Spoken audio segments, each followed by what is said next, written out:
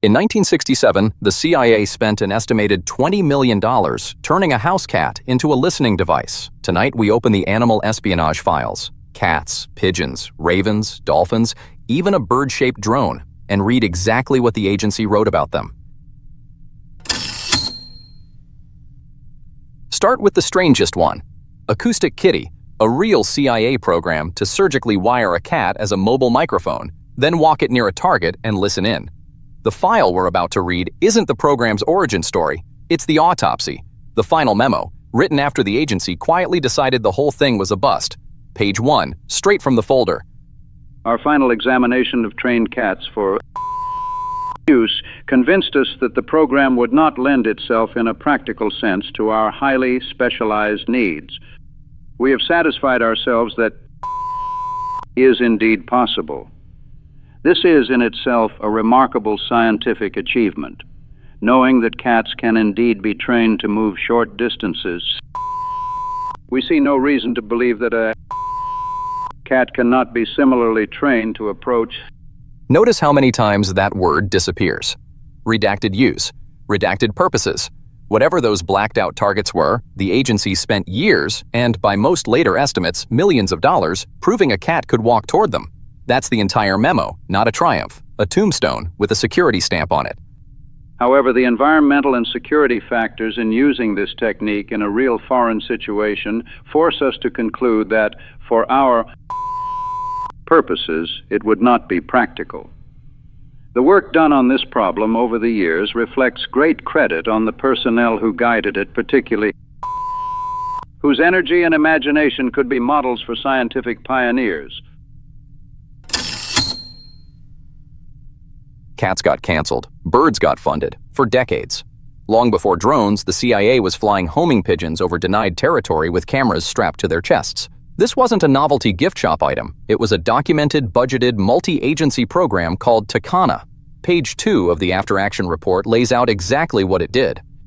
The Office of Research and Development, with support from the Office of Technical Service and the National Photographic Interpretation Center, has demonstrated the ability of homing pigeons to carry a small 16mm camera capable of obtaining high-resolution photography from overflights. Before the cameras, before the targeting memos, there was a staffing problem. The agency needed someone who actually knew pigeons. So they did what any bureaucracy does. They ran a personnel search. Page 16 of the file documents the results, redactions, and all. A computer search was performed by the Personnel Office to locate agency employees familiar with homing pigeons. A was found who works in the publications branch of OSR, was found to be quite knowledgeable in the raising and training of homing pigeons, was quite enthusiastic about participating in the program on a full-time basis. I suggest that Mr. Noel E. Firth, Director, OSR, be approached to consider the temporary reassignment of to this program for the period of 1 year. Somewhere in Langley, a man in publications with a pigeon hobby got pulled into a covert aerial reconnaissance program. His name didn't survive declassification. His enthusiasm did. Zoom into that budget table, and the line items start telling a stranger story than cameras and birdseed. The budget table itemizes contractor after contractor, most of them redacted, but the receipts survive. Bird lofts, aircraft rental, transmitters, and one final entry that has nothing to do with photography at all. Specialized relocation training, $30,000, $108,000. $30,000 for something called specialized relocation training. Relocating what? Relocating whom? The line sits between camera contractors and aircraft rental like it's the most normal thing in the world, and nothing else in the surviving pages explains it. It is well known that homing pigeons will fly many hundreds of miles, often under adverse weather conditions, to return to their home lofts. Homing pigeons' ability to carry a sophisticated 16mm camera capable of taking high-resolution oblique photography. The bookkeeping survives too. Camera contractors, aircraft rental, even 1-gram transmitters, all itemized like any government contract. And the CIA Museum still displays the hardware today, an actual pigeon-sized camera rig behind glass, filed under a single word, unclassified. 5 prototype cameras will be provided by ORD for design verification and initial tests. OTS should provide a total of 30 cameras at an estimated cost of $60,000 to support the majority of tests at Washington, D.C. in the first operational mission. Whatever that first test site was, it still blacked out 50 years later, but the line item for 30 cameras at $60,000 made it through just fine. Redactions protect locations. They almost never protect budgets. The research program behind that rig aimed considerably higher than a museum case. The targeting memo that grew out of it reads like mission planning, because that's exactly what it was. The Takana project has progressed to the point that the actual target selection process should begin. The Takana collection capability is approximately described as follows. A. One-time or recurring coverage of target. B. Photographic resolution of 1 inch or better, including color. C. Oblique photography of target. D. Contiguous frames during approach to target and possibly beyond. Pigeons flew photographs out. Ravens carried things in. A different ORD manual, thick with feeding charts and flight logs. Documents training ravens to deliver and retrieve small packages on window ledges, guided in by laser light. Page 3 opens with the job description, and it does not waste words.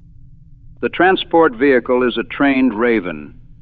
The bird has been taught to take the package in his beak and to fly with it to the proper target surface, place it on the target surface, and return to the cage from which he made his outflight. The maximum package weight that the bird can reasonably be expected to carry weighs about 40 grams, 10% of bird's body weight. The red beam of a helium neon laser is projected to mark the target surface. The bird has been trained to fly to the flashing red spot which appears upon the target building. The return flight is guided by the presence of a small high-intensity table lamp, which is turned on at the instant the bird properly places a package or picks up a previously placed package. Running a covert raven required more than a laser pointer. It required a diet plan, measured to the gram, custom mixed, and written up with the seriousness of a laboratory protocol. Page 11 of this manual is, unmistakably, a recipe. With a conventional hand-operated kitchen food grinder, grind liver, corn, carrots, eggshell, bread, lettuce, tomato. Add these to the beef, egg, bone meal, and vitamycin. Mix thoroughly. Once the bird was trained, the manual turns colder. Motivation, it turns out, wasn't affection. It was calculated hunger, carefully timed, carefully measured, to make sure the raven wanted the mission more than it wanted to stay in its cage.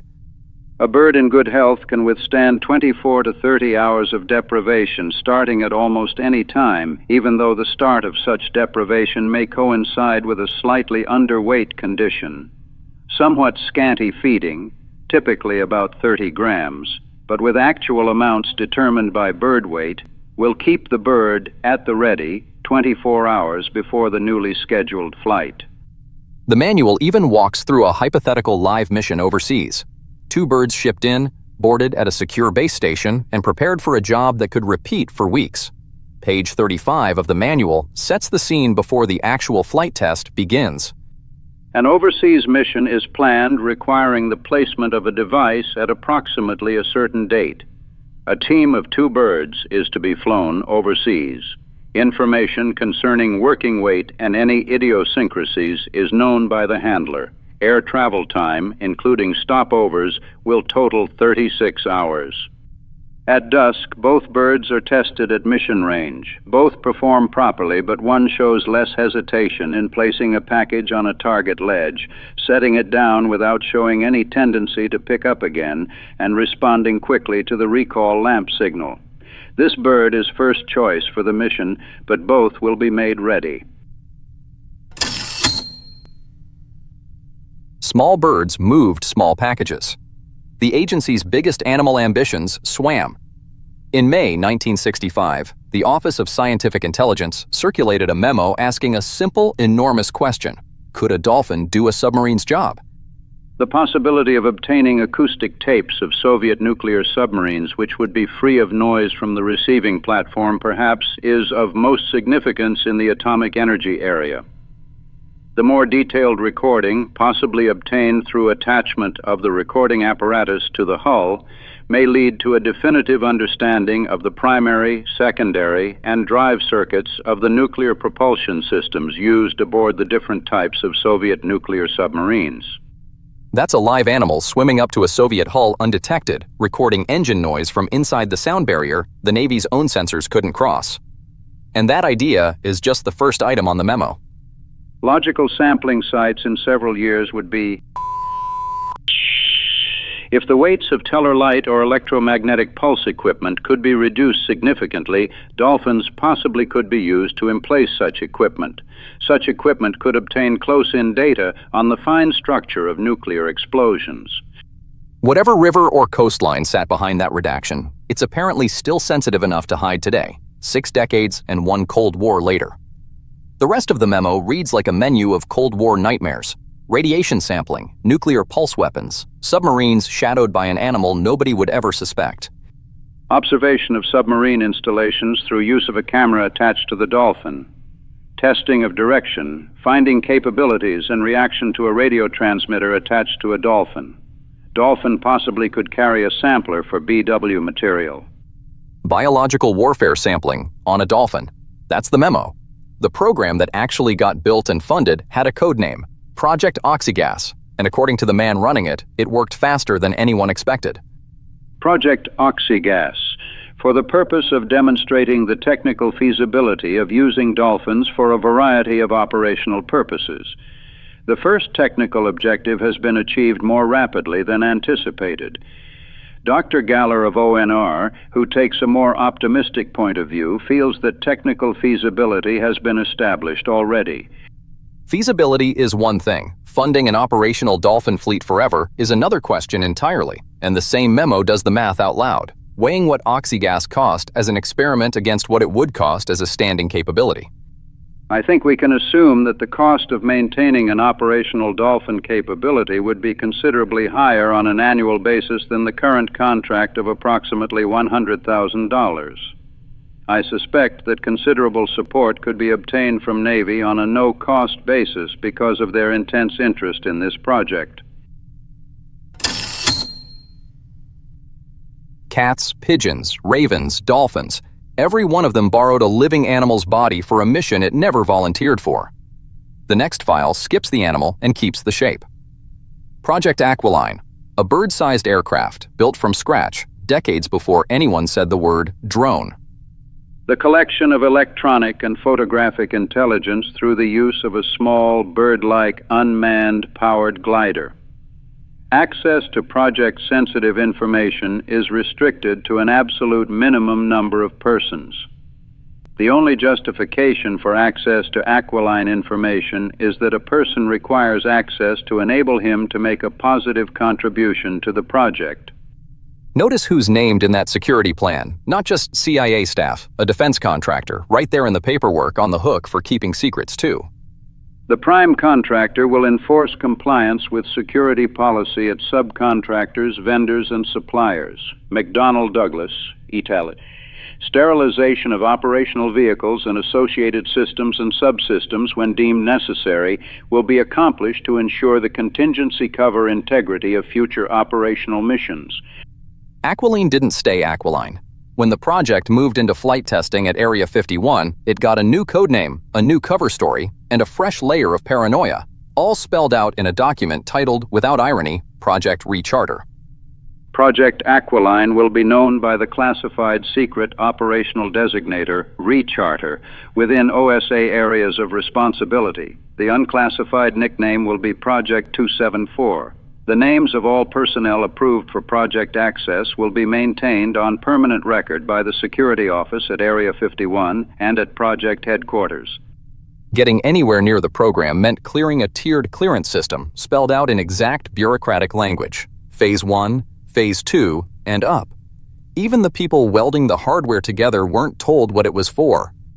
A Phase 1 approval is required for an individual who is engaged in semi-sensitive fabrication activities, but who does not work in nor require access to a closed project area. Such individuals do not need to know and will not be told the ultimate application or future sensitive use of the equipment being developed or manufactured. That same must-know logic ran all the way down to the guards at the hangar door and all the way up to the officers who briefed pilots on cover stories before every flight. Nothing about Aquiline was left to trust. Security philosophy on a must-know basis will be practiced to ensure hold-down on sensitive details, particularly when Project Recharter launch and recovery procedures are in effect during flight testing, training, and operations. A staff security officer directly responsive to project headquarters, security staff will be available to assist the program manager in the Project Recharter area throughout all flight testing, training, and support activities. Every animal in this episode eventually retired. The cats went home. The pigeon program wound down. The ravens' cages were quietly put into storage. The dolphins outlived their contracts, but not the funding. Aquiline's basic idea, a small, quiet, remotely flown aircraft doing the watching a human spy used to do, didn't retire. It just stopped needing feathers. That's the file cabinet modern drones came out of.